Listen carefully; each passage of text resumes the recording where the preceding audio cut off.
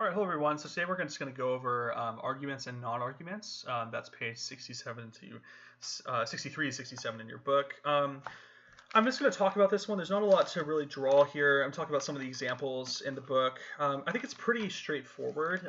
Basically, just what is the difference between an argument and a non-argument? This is important because in real life, really, a lot of authors aren't going to, or even speakers, right? They're not going to say, okay, I'm about to give you an argument. Arguments are going to kind of flow naturally in the text. So there's going to be an argument in this paragraph, but maybe not an argument in the next few paragraphs. Or, excuse me, an argument might be spread out throughout the course of a book, or it might be spread out through the course of a chapter, and not just kind of like tightly fit into like premises 1, 2, and 3 and explicitly defined and marked out as an argument. So we want to be able to learn to distinguish what an argument is from what a non-argument is. So we've kind of already been assuming that the stuff we're dealing with are arguments. They could be good arguments, they could be bad arguments, but they have been arguments. Basically, we want to distinguish between arguments and different types of other sort of things that might seem to be like arguments. So the first thing they talk about in the book is a report. So they define a report as a set of statements intended to provide information about a situation, topic, or event. So it's kind of like a factual claim, right? So they give an example. The U.S. unemployment rate was 9.1% in July 2011, down from its recent high of 10.1% in January 2010. That's not an argument. All that is just simply a statement, right, of fact.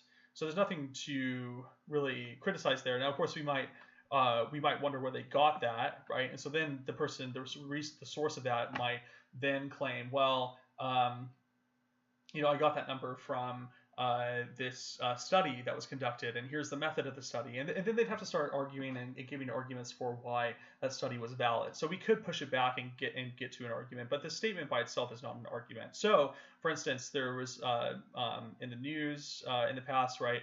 There's an example where President Trump was basically saying that the statistic that over 3,000 people died during Hurricane Maria in Puerto Rico, that was a number that was made up, or that was something that people are trying to use. But that factual report itself was not an argument. So in order for President Trump to correctly criticize that, right, he would have to show that where that number is coming from isn't a reliable source, or that the way they went about figuring out that number was wrong, or something like that. But with reports, right, these aren't arguments, so we shouldn't treat them as being anything like arguments. We can question the sources, but we can't just assume that they're leading to some conclusion. It's just a factual statement. Okay, now an illustration is just a statement together with an explanatory or clarifying example. So remember, arguments have to have premises and a conclusion, right? Arguments have statements and then another statement that are premises, and these statements support another statement that is the conclusion. But an illustration is a statement, but then there's just an explanation next to it. So one of the examples they give is that mammals are vertebrate animals that nourish their young with milk.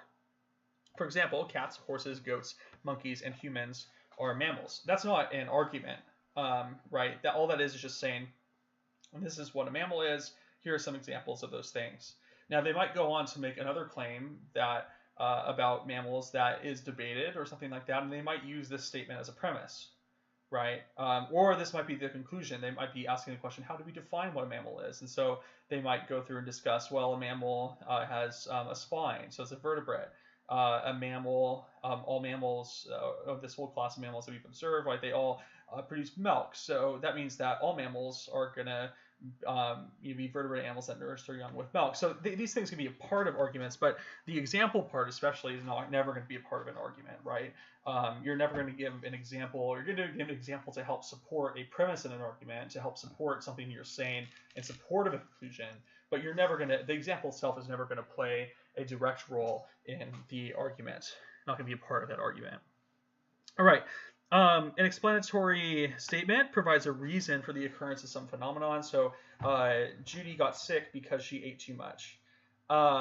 these are really easily to confuse with arguments because of the word because. Notice that, it seems to be like, okay, we're giving a reason for something. Isn't that an argument? Why is that the case? Well, so the because word here, it indicates the kind of premise, right? It indicates that Judy ate so much, and as a result, she got sick. So this is kind of a difficult thing to differentiate. But notice that statement, right, that Judy got sick because she ate too much, it's not really an argument for the conclusion that Judy got sick, right? And she ate too much is not necessarily the premise, right? All it is just this assertion that Judy's sickness was caused by her overeating. And of course, we could explain it some different way, right? It could be a virus or food poisoning, or she was poisoned or something. But 7 doesn't really have any premises, right? We're not told why we should conclude that eating too much is why Judy got sick. So an argument has to be something that gives a conclusive reason for, or reasons for, a conclusion. It can't just be an explanation of something.